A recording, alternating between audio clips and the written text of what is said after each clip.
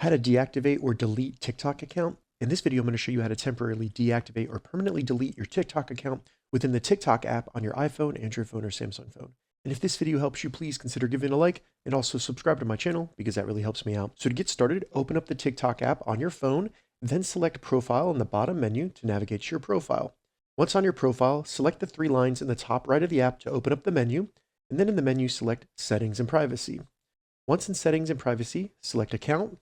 And then all we need to do here is select deactivate or delete account. Once this loads, choose what you want to do, either deactivate, which is temporary. You can always reactivate your account by logging back in, or delete account permanently, which will basically deactivate your account for 30 days, where if you don't re-log in, or if you don't log back in 30 days, your account will be permanently deleted. Regardless of what you select, the menus will be basically the same. So it's going to give you some information about what that means. Go ahead and select deactivate or delete based on what you chose. You'll need to confirm your identity by either logging back in or doing a two-factor authentication with your email or phone number where they send you a code and you just need to enter it in.